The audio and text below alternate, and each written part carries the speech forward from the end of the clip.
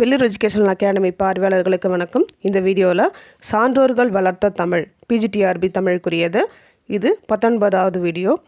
இந்த சேனலை சப்ஸ்கிரைப் பண்ணிக்கோங்க. அப்போ தான் நாங்கள் பதிவிடக்கூடிய வீடியோஸ் அடுத்தடுத்து உங்களை சேரும். இது நிச்சயம் உங்களுக்கு பயனுள்ளதாக இருக்கும். இப்போ வாங்க நம்ம சான்றோர்கள் வளர்த்த தமிழ் பகுதிக்கு போகலாம்.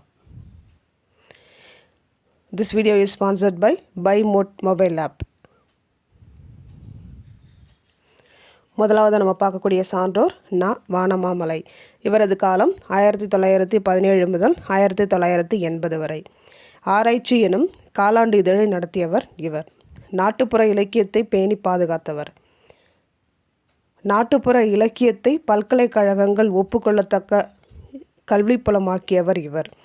இவருடைய நூல்கள் என்னென்னு பார்த்தோம்னா, தமிழ்நாட்டு பாமரர் பாடல்கள், கட்டபொம்மன் கதைப்பாடல், காத்தவராயன் கதைப்பாடல், ஐவர் ராசாக்கள் கதை, கட்டபொம்மு கூத்து, கான் சாஹிபு சண்டை, முத்துப்பட்டன் கதை, வீணாதி வீணன் கதை, மெய்யியல், மார்க்சியம் தொடர்பான நூல்களை இவர் எழுதியிருக்காரு.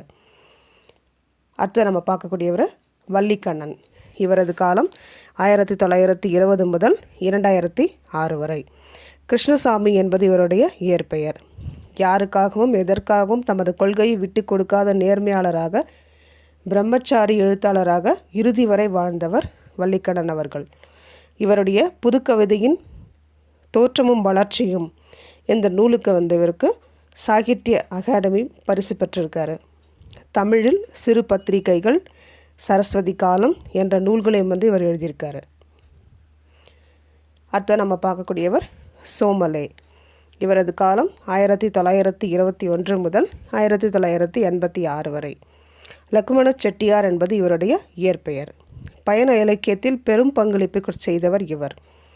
உலக நாடுகள் வரிசை எனும் வகையில் 10 நூல்களையும், ஆப்பிரிக்க நாடுகள் வரிசை எனும் வகையில் 11 நூல்களையும், தமிழ்நாடு வரிசை எனும் வகையில் 10 நூல்களை இவர் எழுதியிருக்காரு.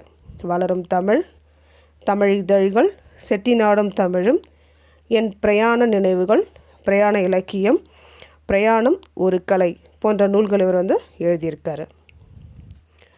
அடுத்தது நம்ம பார்க்கக்கூடியவர் சுந்தர சண்முகனார். இவரது காலம் 1922 முதல் 1997 வரை.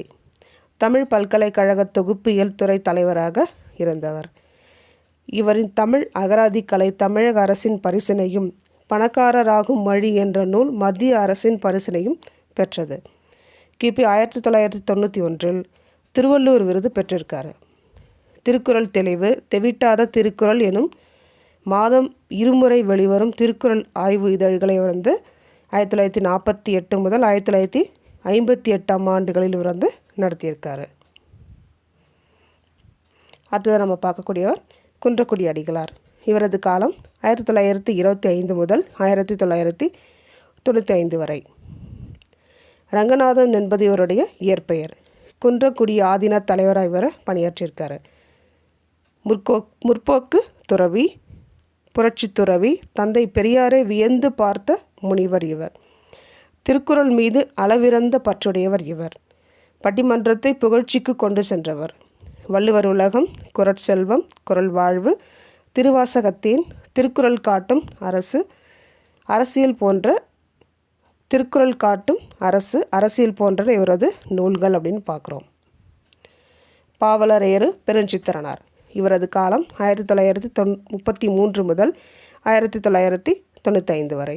இவரது இயற்பெயர் துரைமாணிக்கம். தேவநேய பாவாணருடைய மாணவர் இவர். தென்மொழி, தமிழ்ச்சிட்டு, தமிழ்நிலம் போன்ற இதழ்களை ஆசிரியராக இருந்து வெளியிட்டிருக்காரு. இவர் எழுதிய நூல்கள் என்னன்னு பார்த்தோம்னா, ஐயை, கனிச்சாறு, கொய்யாக்கனி, தனித்தமிழ் வளர்ச்சி வரலாறு, மகபுக வஞ்சி போன்ற நூல்களை இவர் எழுதியிருக்காரு. அடுத்தது பன்மொழி புலவர் மு.கு. ஜெகநாத ராஜா.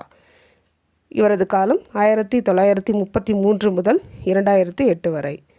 6ஆம் வகுப்பு மட்டுமே படித்த இவர் சுயமாகவே ஆங்கிலம், தெலுங்கு, மலையாளம், கன்னடம், சமஸ்கிருதம், ஹிந்தி, பாலி, பிராகிருதம் போன்ற மொழிகளை கற்று அனைத்திலும் இலக்கிய இலக்கண புலமை பெற்றிருக்கார். திருக்குறள், புறநானூறு, குறிஞ்சிப்பாட்டை தெலுங்கில் மொழிபெயர்த்திருக்கார். முத்தொள்ளாயிரத்தை தெலுங்கு, மலையாளம், கன்னடத்தில் மொழிபெயர்த்திருக்கிறார்.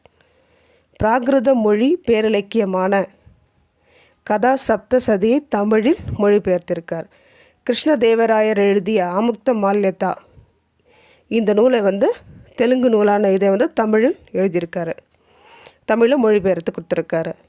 இதற்காக சாகித்ய அகாடமி முதலில் மொழிபெயர்ப்பிற்கான விருது இவருக்கு கொடுத்துருக்காங்க. அடுத்தது திருவாரூர் வைத்தியநாத தேசிகர். குட்டி தொல்காப்பியம் என சிறப்பிக்கப்படும் இலக்கண விளக்கம் என்ற இலக்கண நூலை இவர் எழுதியிருக்காரு. இந்த நூலுக்கு இவரது மகன் சதாசிவ நாவலரே சிறப்பு பாயிரம் பாடியிருக்காரு.